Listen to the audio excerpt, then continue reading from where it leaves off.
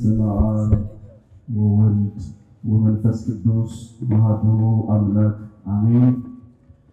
ክቡራን አባቶች ካህናት፣ መምህራን ወንጌል፣ ዘማሪያን፣ ከሩቅ ከቅርብ የተሰባሰባችሁ ምዕመናን በአምላካችን በልዑል እግዚአብሔር ስም እንደምን አደራችሁ? በቅዱስ ቤቱ የሰበሰበን እስከዚህ ሰዓት ድረስ የጠበቀን አምላካችን እግዚአብሔር ስሙ የተመሰገነ ይሁን። በዛሬው ዕለት በቅድስት ቤተክርስቲያናችን የሚነበበው ወንጌል የሉቃስ ወንጌል ምዕራፍ 24 የሁለቱን መንገደኞች ታሪክ የተመለከተ ነው። ይህ ታሪክ መድኃኒታችን ኢየሱስ ክርስቶስ ከተነሳ በኋላ በሶስተኛው እሁድ የሚተረክ ታሪክ ነው።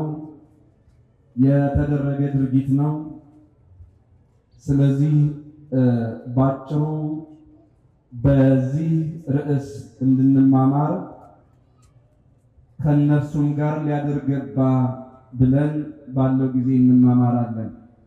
የሉቃስ ወንጌል ምዕራፍ 24 ቁጥር 29 ላይ ከነርሱም ጋር ሊያደርገባ ይላል። ይህ እንግዲህ መድኃኒታችን ኢየሱስ ክርስቶስ ከተነሳ በኋላ አንዳንዶቹ መነሳቱን ገና እርግጠኛ ባልሆኑበት ጊዜ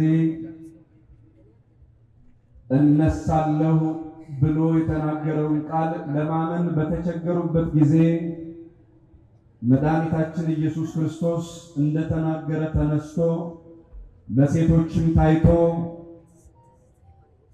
ይህንን የትንሣኤ ምስክርነት በሴቶቹ አሳውጆ ሳለ አንዳንዶቹ ገና ይጠራጠሩ ነበር። ለምሳሌ እነዚህ ወደ ኤማሁስ ከኢየሩሳሌም ወደ ኤማሁስ መንደር የሚሄዱ ሉቃስ እና ኒቆዲሞስ ወይም ቀለዮጳ እየተባለ የሚጠራ አለ። እነዚህ ሁለቱ ደቀ መዛሙርት ገና መድኃኒታችን ኢየሱስ ክርስቶስ ከሞት እንደተነሳ አላመኑም ነበር። ሴቶች ጨለማ ሳይፈሩ ያዩትን ትንሣኤ ወንዶች ፈርተው ከተማ እየለቀቁ ነበረ። ወደ ኤማሁስ የሚሄዱት ቤታቸው በዚያ ስለሆነ ብቻ አልነበረም። ከዚያ ከመሃል ከተማ ርቀው ወደ ኤማሁስ የሚሄዱት ሲመሽ የክርስቶስ ተማሪዎች በመሆናቸው ምክንያት ሌላ ችግር እንዳይደርስባቸው አምላካቸውን መምህራቸውን ያገኘ መከራ እነሱንም እንዳያገኛቸው ስለፈሩ ጭምር ነበረ ወደ ኤማሁስ ሲሄዱ የነበረው። እናም መድኃኒታችን ኢየሱስ ክርስቶስ የደረሰበትን መከራ መስቀል እያሰቡ አይሁድ በጭካኔ ያደረሱበትን ግፍ እያወሩ እነዚህ ሁለቱ ደቀ መዛሙርት ከኢየሩሳሌም ኤማሁስ ወደ ተባለች መንገድ ሲሄዱ አንድ ሌላ ሰው አገኙ። ይህ የምታውቁት በየዓመቱ የሚተረክ ታሪካችን ነው በቤተ ክርስቲያን። ይሄ ሶስተኛ ሆኖ ከነሱ ጋር የሚሄደው ሰው ብሉይ ኪዳንን በደንብ የሚናገር አዲስ ኪዳንን በደንብ የሚያብራራ እንግዳ ነው። ይህንን መልክ ከዚህ በፊት አይተውትም አያውቁም፣ ማለት አስተውሎት አያውቁም። አብሯቸው ሲሄድ ልባችሁ ለምንድን ነው ያዘነ? ፊታችሁ ጠውልጓል አላቸው። እነርሱም እንዲህ አሉት፣ በኢየሩሳሌም ብቻ ያለህ እንግዳ ሰው አንተ ነህን? እነሆ በኢየሩሳሌም የሆነውን አልሰማህምን? ለብቻህስ ትኖራለህን? በእነዚህ ቀኖች የሆነው ነገር እንዴት አላወቅም? ብለው እነሱ ደግሞ ማስረዳት ጀመሩ። ምንድነው አላቸው። ክርስቶስ እንደማያውቅ ይሄ እንግዳ ከነሱ ጋር ሆኑ። ምንድነው የሆነው አላቸው። እነርሱም እንዲህ አሉት፣ በእግዚአብሔርና በሕዝቡ ሁሉ ፊት በሥራና በቃል ብርቱ ነቢይ ስለነበረው ስለ ናዝሬቱ ስለ ኢየሱስ እርሱም የካህናት አለቆችና መኳንንቶች ፍርድ አሳልፈው እንደሰጡት እኛ ግን እስራኤልን እንደሚቤዥ እንደሚያድን እናምንበታለን። እናም እስራኤልን ያድናል ብለን የምናምነውን ጌታ አይሁድ ሰቅለው ገደሉት። ተስፋም አድርገን ነበር እያሉ በጣም በሚያሳዝን ሁኔታ እስራኤልን ያድናል ብለን ያመንነው እሱ ሞቶ ቀረ እንደማለት ነው። እስራኤልን እንዲቤዥ ያለው እርሱ እንደሆነ ተስፋ አድርገን ነበር አሉ። አድርገን ነበር ማለት አሁን ግን ተስፋ የለንም፣ ይነሳል ያልነው አልተነሳም እያሉ ነው ማለት ነው። ተጠራጥረዋል። መሞቱን አምነው መነሳቱን ተጠራጥረዋል እና በነበር ነው ታሪኩን የዘጉት። እስራኤልን እንዲቤዥ ወይም እንዲያድን ተስፋ አድርገን ነበር። አሁን ያ ተስፋቸው ሞቷል ማለት ነው። ከዚያም እንዲህ ይላሉ፣ ደግሞም ከዚህ ሁሉ ጋር ከሆነ ዛሬ 3ኛ ቀን ነው ይላሉ። 3ኛ ቀን ያ ማለት እሁድ ማታ ማለት ነው። እየመሸ ክርስቶስ ሌሊት ተነስቷል። እሁድ ሌሊት ማለት ነው። አሁን እነሱ ደግሞ የእሁድን ምሽት ጉዞ ላይ ያሉ ማለት ነው። እሁድ ለሰኞ ምሽት እንዲህ ነበረ ይሆን እና 3ኛ ቀኑ ነው አሉ። እናማ ይህንን የተሰቀለውን የተቀበረውን ጌታ መቃብሩን ቢያምኑ መሰቀሉን ቢያምኑ መነሳቱን ስላላመኑ 3 ቀን ሆነው አሉ። ስለዚህ እስራኤልን ይቤዣል ወይም ያድናል ብለን ተስፋ ያደረግነው ተስፋ እንዲሁ መና ሆኖብናል እያሉ ነው በሌላ አነጋገር። ይህን ጊዜ ደግሞም ከኛ ውስጥ ማልደው ከመቃብሩ ዘንድ የነበሩ አንዳንድ ሴቶች አስገረሙን ብለው፣ በነገራችን ላይ በአይሁድ ባህል ሴት አትታመንም ነበረ፣ ለምስክርነት አትቀርብም ነበረ። በቤተ ክርስቲያንም ታሪክ ውስጥ የተጻፈው ይሄ ነው። መድኃኒታችን ኢየሱስ ክርስቶስ ከመቃብር እንደተነሳ ከሞት እንደተነሳ ለሴቶች የታየበትን ምስጢር የቤተ ክርስቲያን ሊቃውንት ሲያብራሩ ብዙ ብለዋል። ከብዙ ምክንያቶች አንዱ በአይሁድ ባህል ሴት ምስክር መሆን እንኳን አትችልም። ተዋሻለች፣ ትደነግጣለች፣ ትፈራለች። ፈርታ ደንግጣ ልትዋሽ ስለምትችል ምስክርነቷ እንኳን ተቀባይነት አልነበረውም። ስለዚህ ሴቶች ክርስቶስ እንደተነሳ ነግረውን ነበረ። በክርስቶስ መቃብር ሄደው ባዶ መቃብር አይተዋል። መቃብሩ ባዶ ነው፣ እሱን ግን አላዩትም፣ አላገኙትም።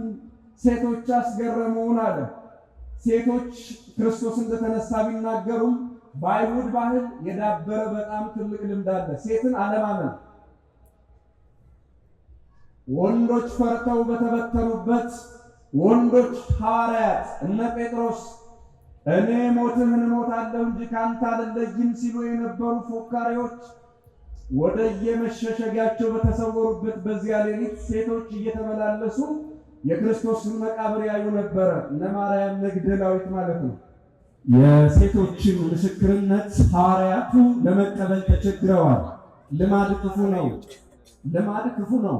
መድኃኒታችን ኢየሱስ ክርስቶስ ደግሞ የሴቶችን ታሪክ የቀየረው ከዚህ ነው። ሴቶች የእውነት ምስክርን መሆን ይችላሉ ብሎ የመጀመሪያውን ትንሣኤ ለዮሐንስ ወልደ ነጎድጓድ እንኳን አልገለጠለትም።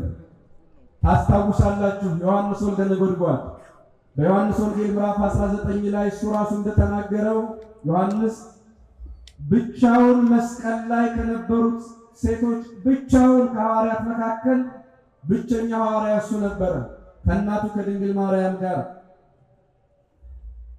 ያ ዮሐንስ የክርስቶስን መከራ መስቀል አይቶ ቀራንዮ ላይ የነበረው ያ ዮሐንስ ወልደ ነጎድጓድ የክርስቶስን ትንሣኤ አላየም። መከራውን አይቷል፣ ትንሣኤውን ግን አላየም። ሁሉም ሐዋርያት በተበተኑበት ጊዜ ያ ዮሐንስ መከራ መስቀሉን አይቶ እንዴት እንደሰቀሉት እንዴት እንደተነከሩት እያየ ነበረ። አሁን ግን ትንሣኤውን አላየም። ወንድ አላየውም የክርስቶስን ትንሣኤ፣ ሴቶች አዩት። ይህንን ታሪክ መቀየር ፈልጓል ማለት ነው ክርስቶስ አምላካችን። ምን ታሪክ? ሴቶች ለእውነት ምስክር መሆን አይችሉም። ሴቶች በፍርሃት ይሁን በሌላ ተጽዕኖ ምክንያት እንደ እውነትን ላይናገሩ ይችላሉ ተብሎ የሚታሰበውን የአይሁድ ባህል ሊቀይረው ፈልጓል ማለት ነው። በዚያ ጨለማ ሴቶች እንዳይፈሩ ልባቸውን አበርትቶ የአይሁድንም ግርማ ሳይፈሩ መቃብር ላይ እንዲመላለሱ አድርጎ የመጀመሪያውን ትንሣኤ ለሴት ገለጠ። ስለዚህ እኛ ፈርተን ዝም ስንል፣ እኛ ፈርተን ቤታችን ስንከተት፣ እነዚያ ሴቶች ግን በሌሊት ክርስቶስን መቃብሩን አይተውታል። የተነሳውን ክርስቶስን ግን አላገኙትም። በዚህም ሴቶች አስገረሙን አለ። ሴቶች አስገረሙን። ለምን ነው ሴቶች ያስገረሙት? በጨለማ መሄዳቸው አንድ፣ ሁለተኛ አይሁድን አለመፍራታቸው ሁለት፣ ሶስተኛ የክርስቶስን ትንሣኤ ወንዶች ልናየው ሲገባን፣ ሐዋርያቱ ልናየው ሲገባን፣ ስልጣነ ክህነት የተሰጠን ሰዎች ልናየው ሲገባን፣ የዓለም ምስክሮቼ ትሆናላችሁ ብሎ የመረጠን እኛ ልናየው ሲገባን ሴቶቹ ቀድመው አዩት። ስለዚህ ሴቶች አስገረሙን ይላል። ክርስቶስ ተነስቷል ብለው ለሐዋርያት የተናገሩ ሴቶች ስለሆኑ ማለት ነው። እና ሴቶች አስገረሙን ካለ በኋላ አሁንም የሴቶችን ምስክርነት መቀበል ቸግሯቸዋል። የሴት ምስክርነት በጣም ከባድ ስለሆነ በኋላ ከተረጋገጠ በኋላ ነው ሴቶች ለካ እውነትን መናገርና መመስከር እንደሚችሉ ዓለም ያወቀ በኋላ ነው። ክርስቶስ ታሪካቸውን እንደቀየረላቸው ያወቀ በኋላ ነው።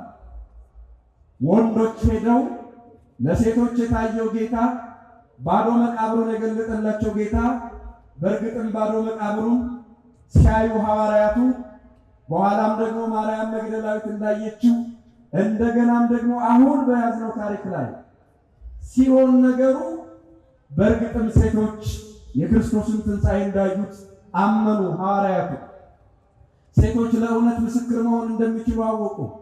እስከዚህ ታሪክ ድረስ ሴቶች ለምስክርነት በቅተው ወይም ደግሞ ስለ ሃይማኖት እንኳን ምስክር መሆን አይችሉም ነበር። አሁን ግን ታውቃላችሁ፣ እነ ማርያም መግደላዊት አርጅተው የሞቱ እንዳይመስሏችሁ። ያኔ ቤተ ክርስቲያን ሰው ባጣት ጊዜ፣ ያኔ እንዳሁኑ ብዙ አገልጋይ፣ ብዙ መምህር፣ ብዙ ሰባኪ ባልነበረበት ጊዜ እነ ማርያም መግደላዊት የተነሳውን ክርስቶስን እየሰበኩ ያዩትን ትንሣኤ እየሰበኩ ነው ወንጌልን በማስፋፋት የሐዋርያት ተባባሪ ሆነው ያለፉ። ከዚያ በፊት እንደዚህ ይሆናል ተብሎ አይታሰብም። ሴት በኋላ እነ ቅዱስ ጳውሎስ 72ቱ አርድእትን ከመጡ በኋላ ሴት ከባሏ ትማር ብለው ሥርዓት እስኪሰሩ ድረስ ክርስቲያኖች የክርስቶስን ትንሣኤ በመመስከር ቤተ ክርስቲያን ለአሕዛብ ሁሉ እንድትሰማ በማድረግ ሴቶች ታሪካቸውን ቀይረዋል። የወንጌል ምስክሮች ሆነዋል። አብዛኞቹ ከ36ቱ ሴቶች መካከል በሰማዕትነት የሚያረፉ ብዙ ናቸው። ስለዚህ ክርስቲያኖች የክርስቶስ ትንሣኤ ማለት የሴቶችን ታሪክ የቀየረ ነው። ምስክርነታቸው የማይደመጥ እውነት አላቸው ተብሎ የማይታመኑ ሴቶች ታሪካቸው የተቀየረበት ጊዜ ነው። ሴቶች አስገረሙን አለ ቅዱስ ሉቃስ። ከዚያ አስቀጥሎ ምን ሆነ? ሥጋውንም ባጡ ጊዜ ሕያው ነው የሚሉ የመላእክትን ራእይ ደግሞ አየን ሲሉ መጥተው ነበር አለ። አያችሁት? ብዥታ የፈጠረባቸው ነገር ነው የመሰለው። ራሱ ሉቃስ የመላእክትን ራእይ አይተናል አሉ። ክርስቶስ ተነስቷል ብለው መላእክቱን ነግረውናል ብለው ሴቶች ነግረዋቸዋል ሐዋርያቱ። እና ሐዋርያቱ ሴቶች የክርስቶስን ባዶ መቃብር እንዳዩ ቅዱሳን መላእክት ተገልጠው ክርስቶስ ተነስቷል፣ ሕያውን ከሙታን መካከል አትፈልጉት ብለው መላእክት ነገሩን ብለው የመላእክቱን ምስክርነት ሲናገሩ ትንሽ ጠርጥረዋቸው ነበር። ለዚህ ነው የመላእክትን ራእይ ደግሞ አየን ሲሉ መጥተው ነበር አለ። ይሄ ጤነኛ ንግግር አይደለም። መጠርጠራቸውን እየነገረን ነው። መጠርጠራቸው እውነት ለሴቶች መላእክት አይተዋል፣ እውነት የክርስቶስን ባዶ መቃብር ሴቶች አይተዋል እያሉ ሐዋርያቱ ተጠራጥረው ነበር ማለት ነው። ይህን ሁሉ የሚነግሩት ለማን ነው? ሉቃስና ቀለዮጳ ሶስተኛ ወገን ሆኖ አብሯቸው ለሚሄደው ለማያውቁት ጸጉረ ልውጥ ሰው ነው። ከእኛም ጋር ከነበሩት ወደ መቃብር ሄደው ሴቶች እንደተናገሩት ሆኖ አገኙት፣ እርሱም ግን አላዩትም አሉ። ከእኛ መካከል ማለት እነ ዮሐንስ እነ ጴጥሮስ ወደ መቃብሩ ሄደው ነበር በሌሊት። መቃብሩ ባዶ ነው። መቃብሩ ባዶ ቢሆንም የተነሳውን ክርስቶስን ግን አላገኙትም ብለው አሁንም የጨለመ ተስፋ ይዘዋል። ባዶ መቃብር እንደሆነ እየተነገራቸው ነው። የዓይን ምስክሮች እየተናገሩ ነው። እነዚህ ከ72ቱ አርድእት የሚሆኑ ሉቃስና ቀሌዮጳ ግን ይሄንን የክርስቶስ ትንሣኤ ለማመን ትንሽ ተቸግረው ነበረ ማለት ነው። ይሄንን ይነግሩታል ለዚያ ለማያውቁት መንገደኛ። እርሱም ያ ሶስተኛው ያ ጸጉረ ልውጡ ሰው ያ ድንገት መንገድ ላይ ያገኙት ሶስተኛው ሰው እርሱም እናንተ የማታስተውሉ ነቢያትም የተናገሩትን ሁሉ ልባችሁ ከማመን የዘገየ ክርስቶስ ይህን መከራ ይቀበል ዘንድና ወደ ክብሩ ይገባ ዘንድ ይገባው የለምን አላቸው። ከሙሴና ከነቢያት ሁሉ ጀምሮ ስለ እርሱ በመጻሕፍት ሁሉ የተጻፈውን ተረጎመላቸው። ክርስቶስ እንደሚሞት እንደሚነሳ ከብሉይ ኪዳን ከአዲስ ኪዳን እያስማማ ተረጎመላቸው። ወደሚሄዱበትን መንደር ቀረቡ። እርሱም ሩቅ የሚሄድ መሰላቸው። እነርሱም እነዚህ ተጠራጣሪዎቹ ይህንን እንግዳ እንዲህ አሉት፣ እነርሱም ከእኛ ጋር እደር ማታ ቀርቧልና። ማታ ቀርቧል ማለት መሽቷልና ማለት ነው። ማታ ቀርቧልና ቀኑም ሊመሽ ጀምሯል ብለው ግድ አሉት። ግድ አሉት ማለት ከእኛ ጋር እደር ብለው ለመኑት ማለት ነው። ንግግሩ ደስ ብሏቸዋል። ልባቸውን በተስፋ ሞልቶላቸዋል። ክርስቶስ እንደሚሞት ትንቢት ተነግሯል፣ እንደሚነሳም ትንቢት ተነግሯል። ስለዚህ በመጻሕፍት የተጻፈውን ለምን አታምኑም ብሎ የዛለውን ልባቸውን ስላበረታላቸው ደስ ስላላቸው ጥሩ ብሉይ ኪዳንንና አዲስ ኪዳንን የሚያውቅ ሰው አገኘን፣ ያዘነው ልባችንን የሚያበረታልን ሰው አገኘን ብለው ስለወደዱት ከእኛ ጋር እደር አሉት። እሱም የፍቅር ሰው ነውና ከእነርሱ ጋር ሊያድር ገባ። ወደ ቤታቸው ገባ። ይቀጥላል ታሪኩ። ከእነርሱም ጋር በማዕድ ተቀምጦ ሳለ እንግዲህ እራት ቀርቧል።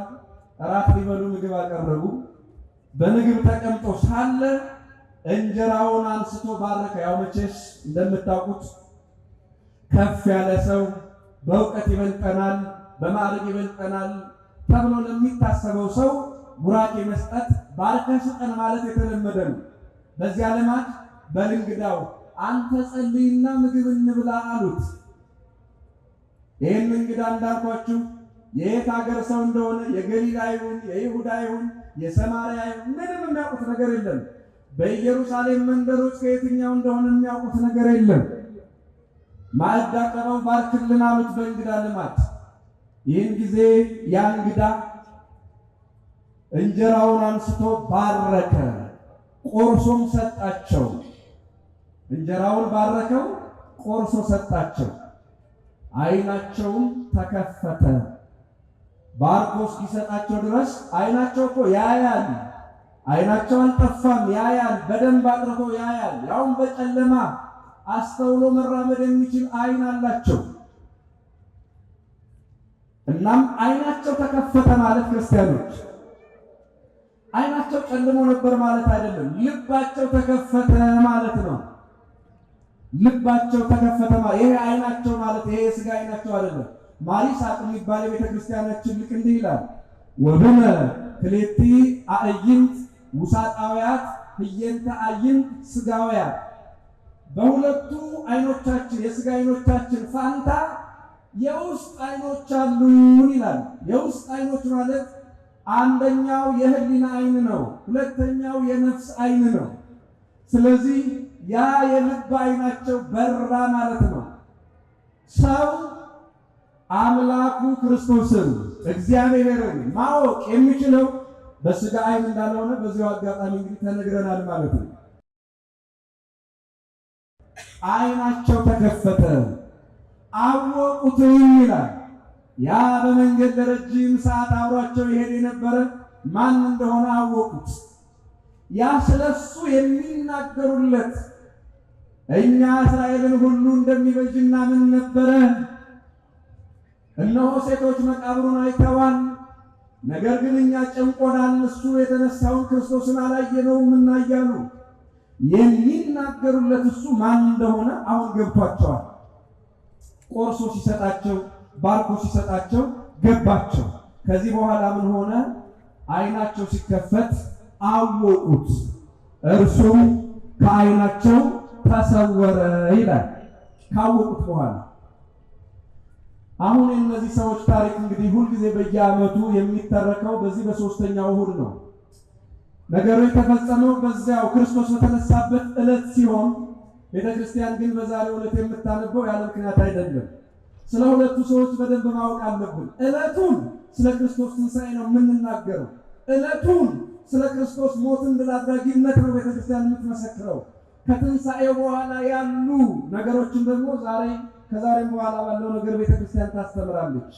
ስለዚህ የሁለቱ ሰዎች ታሪክ ለኛ ምን ቁም ነገር ይሰጠናል፣ ለኛ ምን ዕውቀት ይሰጠናል ያለ እንደሆነ በጣም በርካታ ነገር ነው ያለው። ተወሰኑት ነጥቦችን የመጀመሪያው መድኃኒታችን ኢየሱስ ክርስቶስ ቃሉ የማይታጠፍ የማያደርገውን የማይናገር አምላክ ነው። እሰቀላለሁ ብሎ ትንቢት አናግሯል። ምሳሌውን ሰጥቷል በሙሴ አማካኝነት። እነሆ እንደተናገረ ተሰቅሏል። እሞታለሁ እንዳለ ሞተ፣ እነሳለሁ እንዳለ ተነሳ። ይህንን የማያምኑ እነዚህ ሁለት ደቀ መዛሙርት ነበሩ። በዓይናችን ካላየን አናምንም ብለው ማለት ነው። የሚገርማችሁ ግን ካላየን አናምንም የሚሉትን ጌታ እያዩትም አላመኑትም። እያዩት እኮ ነው። እነሱ ክርስቶስን ነበር ማየት የሚፈልጉ፣ ግን እያዩትም አላመኑትም። ያ ማለት አላወቁትም ማለት ነው። የምንፈልገው ነገር ከኛ ጋር ሆኖ ስንት ጊዜ ፈልገነዋል? በጣም ብዙ ጊዜ። ብዙዎቻችን እግዚአብሔር ሩቅ ይመስለናል። በጣም የሚገርመው እሱ ነው። ይኸው ልክ እንደነዚህ ሰዎች እግዚአብሔር ሲባል ምናልባት ከኛ በጣም የራቀ፣ አንዳንድ ጊዜ በተለይ ችግር ሲመጣ ጸልየን የማይሰማን ምናልባት ከኛ ሩቅ ስለሆነ ሊመስለን ይችላል። አይደለም። በፍጹም እግዚአብሔር ከሰው ልጅ ርቆ አያውቅም። የመራቅ ታሪክም የለውም። ምናልባት እኛ እንርቅ ካልሆነ በስተቀር እግዚአብሔር ሩቅ አይደለም። እናም እነዚህ ሰዎች ክርስቶስን ፈላጊዎች ናቸው። የትንሣኤው ምስክሮች መሆኑ የሚፈልጉ ናቸው። እነዚያ ሴቶች ባዶ መቃብር ነው ያዩ። ጴጥሮስና ዮሐንስ ባዶ መቃብር ነው ያዩ። እነሱ ግን የተነሳውን ጌታ እያዩት ነበረ። አብሯቸው እየሄደ ነበረ። ግን አብሯቸው እየሄደ እንኳን ከማን ጋር እንዳሉ አላወቁም። አሁን ማነው ሩቅ ብላችሁ እስኪ ጠይቁ ክርስቲያኖች። እስኪ እናንተ ምናልባት የሚሰማ ከሆነ ልጠይቃችሁ መልሱልኝ። ማነው ሩቅ? ሁለቱ ሐዋርያት ናቸው ወይስ ኢየሱስ ክርስቶስ ነው? ማነው ሩቅ? እንዴ ምን አንድና ሁለት ያለው ክርስቲያኖች? የራቁ እነሱ ናቸው እንጂ እሱ ርቆ አያውቅም። አራቃቸው አብሯቸው ነው እኮ። ግን መቃብር ስላዩ ሰዎች ሐሜት እየተናገሩ ሴቶች እንዲህ አይተናል ይላሉ፣ እኛ ግን እነሆ በአካል አላየነውም ይላሉ። እያዩት እኮ ነው። ማን ነው ሩቅ? የእነሱ አለማመን ነው ያራቃቸው። የእነሱ አለመረዳት ነው ያራቃቸው። ክርስቶስ አብሯቸው ነው ያለ። ክርስቲያኖች ዛሬም እንደዚያ ነው። እግዚአብሔርን ሩቅ ነው ብሎ የሚያስብ ልብ እንዳይኖር። እግዚአብሔር ሩቅ ነው ብሎ የሚያምን ሰው ካለ እሱ ልቡ የታወረ ነው። ልክ እንደነዚህ እንደ ሁለቱ ደቀ መዛሙርት እንደ ሉቃስና ቀለዮጳ ማለት ነው። እግዚአብሔር ሁሌም በመካከላችን አለ፣ ይኖራል። ስለዚህ የተወደዳችሁ ክርስቲያኖች በራሳችን መራቅ እግዚአብሔርን አርቀን እንዳናስብ ለሁላችንም ማስተዋሉን ይስጠን። በራሳችን ርቀት እግዚአብሔር ራቀን እንዳንል በመካከላችን ያለውን እግዚአብሔርን፣ በቅርባችን ያለው እግዚአብሔርን፣ በመንገዳችን፣ በትዳራችን፣ በንግዳችን፣ በስራ ሕይወታችን በሙሉ ከኛ ጋር የሚኖር እግዚአብሔርን ርቋል ብለን እንዳናስብ እግዚአብሔር በእውነት ለሁላችን ማስተዋሉን የተከፈቱ ዓይኖችን ለሁላችን ይስጠን።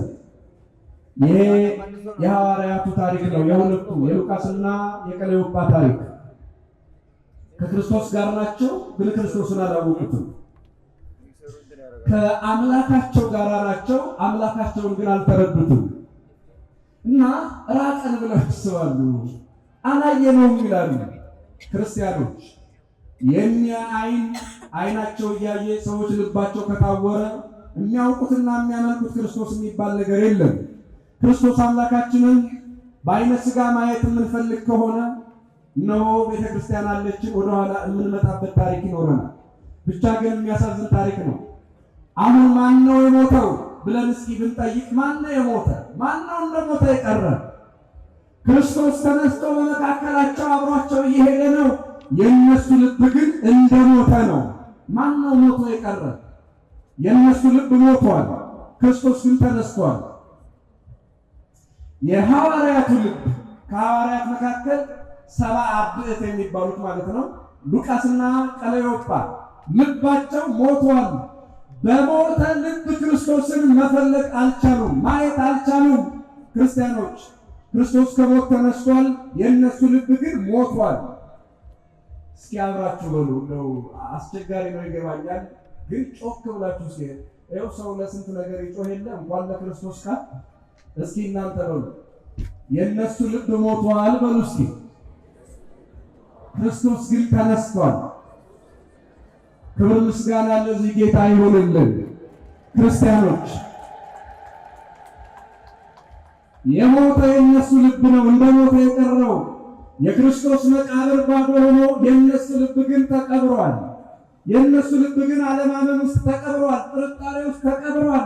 ስለዚህ በሞተ ልባቸው የተነሳውን ክርስቶስን እንዴት ማየት ይችላሉ? በሞተ ልብ ውስጥ የሚታይ ክርስቶስ የለም። ባልተነሳ ልብ ውስጥ የሚመለክ ክርስቶስ የለም። ክርስቶስ አምላካችን ከኛ ጋር ሊኖር የሚችለው ትንሣኤ ልቡና የልብ መነሳት ሲኖር ነው። አያችሁ፣ በሞተ ልብ ክርስቶስ እንደማይገለጥ ልብ ካልተነሳ ክርስቶስ ከኛ ጋር ሊኖር እንደማይችል ምስክሮቻችን እነዚህ ሁለት ደቀ መዛሙርት ናቸው። ክርስቶስ በመካከላቸው አብሯቸው እየሄደ ነው። ግን ቀብረውት የመጡት መንገድ ላይ ብቻቸውን የሚሄዱለት ልብ አላቸው። ያ ልባቸው ሞቷል። በሞተ ልብ እንዴት ክርስቶስን ይወቁት? ዓይናቸው እንዴት ክርስቶስን ሊያውቅላቸው ይችላል? ክርስቲያኖች እናም ዛሬም ድረስ ልባችን ከሞተ በኋላ እምነታችን ከሞተ በኋላ የእኛን መሞት ለክርስቶስ እየተናገርን የእኛን መራቅ ለእግዚአብሔር እየሰጠን እየተናገርን ዛሬም እግዚአብሔር ጆሮዎቹን ሊሰሙ እንደማይችሉ የሚያምን ሰው ካለ እሱ ተሳስቷል። የእኛ ጆሮን የማይሰማ ማንም የእግዚአብሔር ቃል የእግዚአብሔርን መልእክት የእግዚአብሔርን ወንጌል እሱን የማይሰማ ልብ ምናልባት እግዚአብሔር አልሰማኝም እያለ ሊያሽሟጥጥ ወይ ደግሞ በእግዚአብሔር ላይ ክፉ ነገር ሊናገር ይችላል። ስህተት ነው ክርስቲያኖች፣ ስህተት ነው። ክርስቶስን ማየት የሚፈልግ ከክርስቶስ ጋር መኖር የሚፈልግ ከአምላኩ ጋር መኖር የሚፈልግ ክርስቶስ በሱ ላይ ስራ እየሰራ እንደሆነ ማየትና ማወቅ የሚፈልግ ሰው ካለ የልብ ትንሣኤ ያስፈልገዋል ማለት ነው። የልቡና ትንሣኤ። እነዚህ ሁለቱ ደቀ መዛሙርቱ ልባቸው ሞቷል። በሞተ ልባቸው ክርስቶስ አብሯቸው እንኳን ሆኖ ማወቅና ማስተዋል አልቻሉ። መጽሐፍ እንዲህ ይላል፣ አምላካችሁ እግዚአብሔር ቀርቦ ሳለ ጥሩት ይላል። ቀርቦ ሳለ ጥሩት። እግዚአብሔር ሁሌም ቅርብ ነው። ነገር ግን ደግሞ ቅርብ ሆኖ ሳለ ማለት በመካከላችሁ መጻሕፍትን እየሰማችሁ መምህራን እያስተማሯችሁ ጸሎታችሁ እየተሰማ ባለበት ሰዓት እናንተ እግዚአብሔርን ጥሩት። እሱ ይገለጥላችኋል ማለት ነው። እሱ ይታወቅላችኋል ማለት ነው።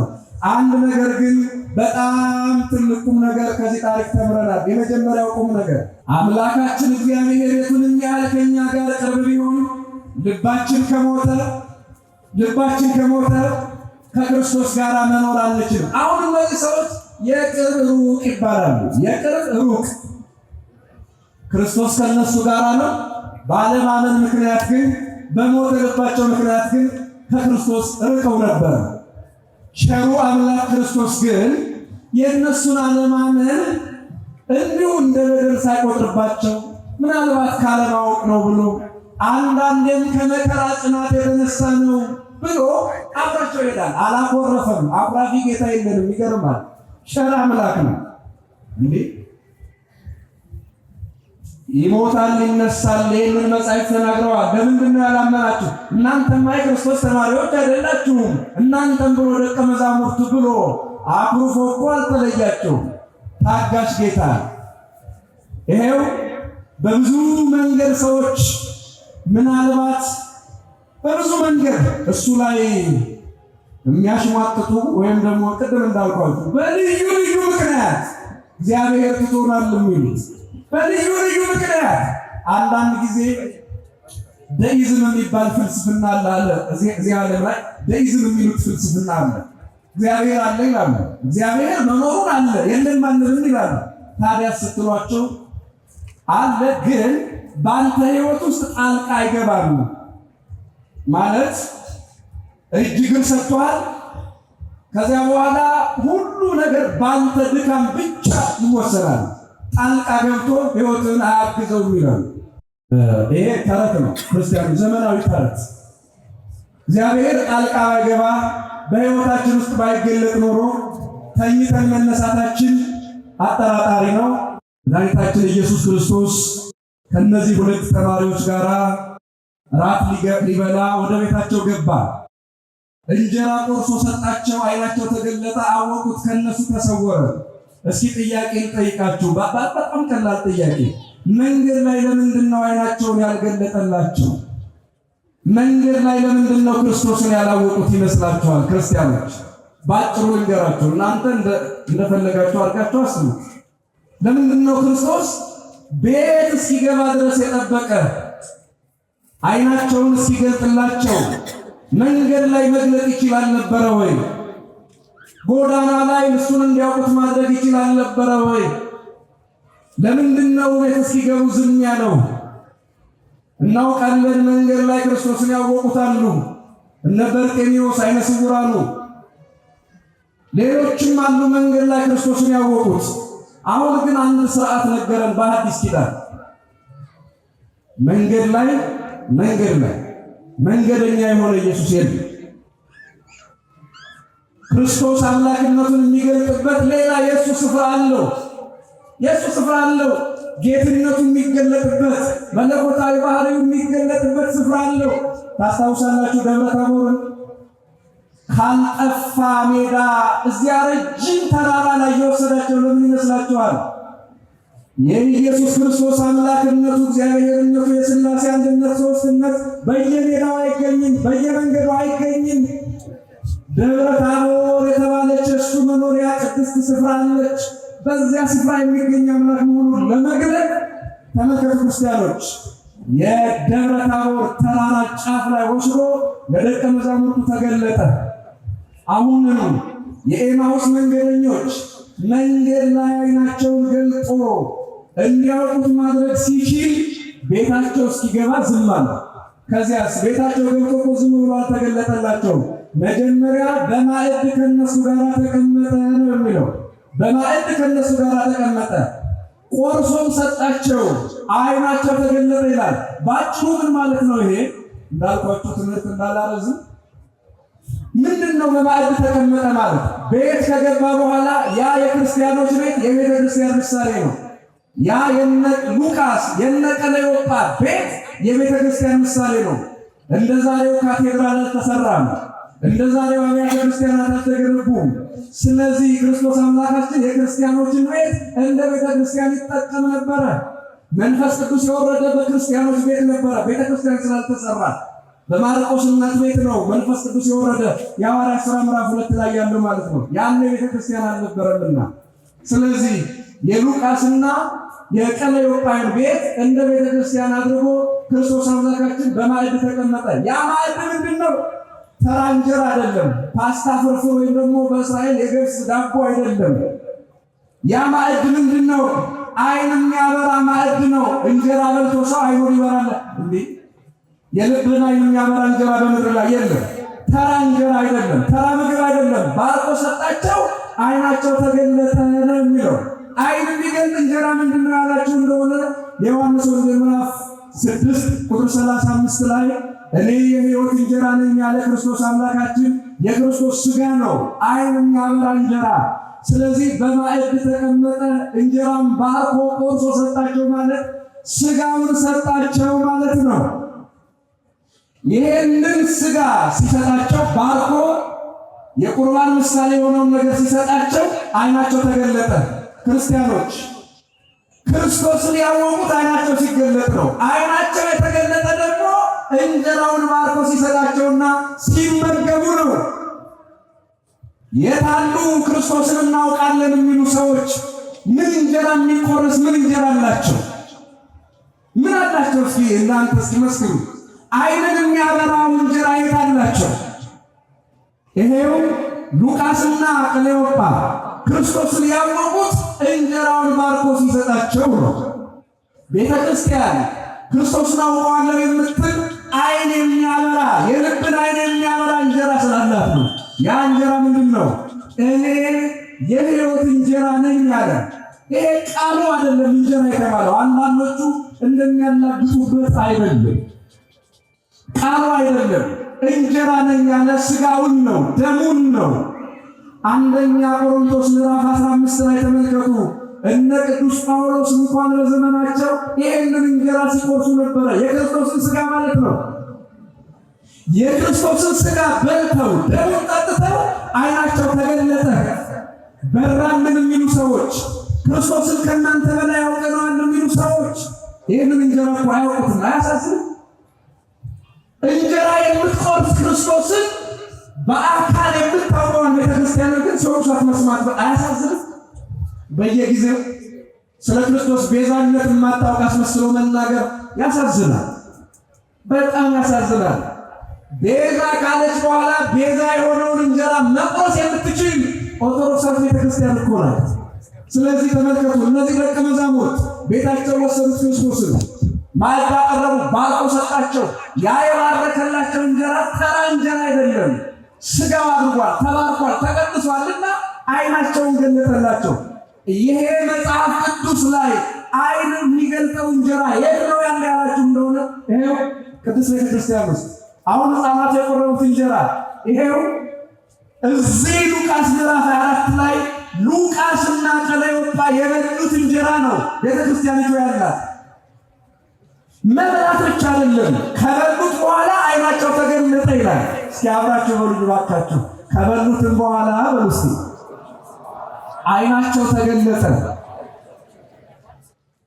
ይሄ ተራ እንጀራ ለመሆኑ የምናየው ነው። ከበላነው በኋላ አይናችን ይገለጣል፣ ክርስቶስን እናውቀዋለን። ቴዎሎጂያኑ ቴዎሲኒስ የሚሉት ነገር አላቸው። ከእግዚአብሔር ጋር አንድ መሆን ማለት ነው። እንዲያው መጽሐፍ ቅዱስ ይዘው ስለለፈለፉ ከክርስቶስ ጋር አንድ መሆን አይቻልም። ጥላቻ እንዳይመስላችሁ፣ እውነት ነው። አጋንንቱም እኮ የኢየሱስ ልጅ እግዚአብሔር ሆይ እያሉ ስለ ክርስቶስ መስክረዋል። ታውቃላችሁ፣ የእግዚአብሔር ልጅ ኢየሱስ እያሉ ጮኸዋል። አጋንንት ግን ደግሞ ከእግዚአብሔር ጋር ኅብረት የላቸውም። እኛ እንደ ቤተ ክርስቲያን ከክርስቶስ ጋር ኅብረት አለን የምንለው ከኅብረቶቻችን ከክርስቶስ ጋር አንድ ሆነናል የምንለው ወይም ደግሞ ከክርስቶስ ጋር አንድ ከሚያደርጉን ነገሮች አንዱ ይህ እንጀራ ነው። የሉቃስ ወንጌል ምዕራፍ 24 ላይ ያለው እንጀራ ሉቃስና ቀሌዮጳ የበሉት አይናቸውን የገለጠላቸው እንጀራ እሱ ነው ከክርስቶስ ጋር እንደሚያደርገን። እስኪ እንበልና አሁን ክርስቶስ አምላካችን ተሰበከ በሌላ እሺ፣ መልካም ተሰበከ። ከዚያስ ምን ነው የሚሆነው? ክርስቶስ ታወቀ፣ በቃ አለቀ። በክርስቶስ አምናለሁ ካለ በቃ ሰው ጨረሰ። እንዴት እንደዚህ ይሆናል? ማመንማ ይሄንን አይነትነት ወደዱም ጠሉም አጋንንቱም ያምናሉ። ሱታፌ የሚባለው ነገር ግን የለም። ቁርባኑ የለም፣ ደሙ የለም፣ መስቀሉ የለም። እዩት ቅድስት ቤተክርስቲያን እንዴት መጽሐፍ ቅዱሳዊ እንደሆነች። እንጀራ የምትቆርስ ቤት ናት ያለች። አይንን የሚያበራ አይንን የሚገልጥ ክርስቶስን የሚያሳውቅ እንጀራ ያላት ቤተክርስቲያን ናት። ወደ ሌላኛ አሁን ለነቀፌታ እንዳይመስላችሁ የምንለው አንዳንድ ጊዜ ስለ ቤዛ ኦርቶዶክስ ቤተክርስቲያን አታውቅም የሚባል ደግሞ ያው የኖረ ያደረ የተቀበረ ጥርጣሬ የመጣ አንዳንድ ጊዜ ስለሚያስቸግረን እንዲያውሱ ትዝ ብሎኝ ቤዛነቱን ከኦርቶዶክስ ቤተክርስቲያን ውጭ ማን ሊሰብክ ይችላል? ማን ሊናገር ይችላል?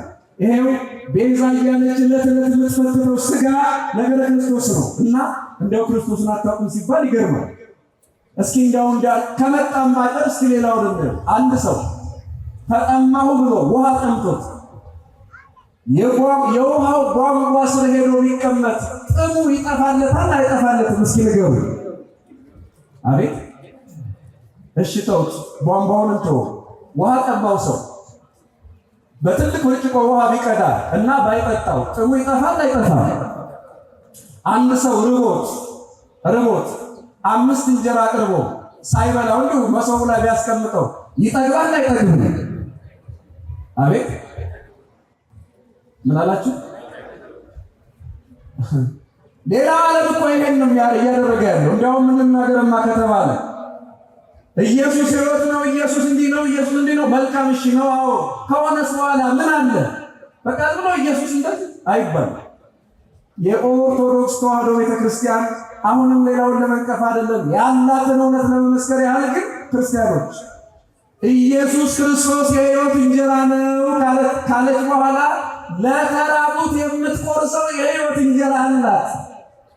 ለተጠሙት የምታጠጣው የሕይወት ጽዋ አላት።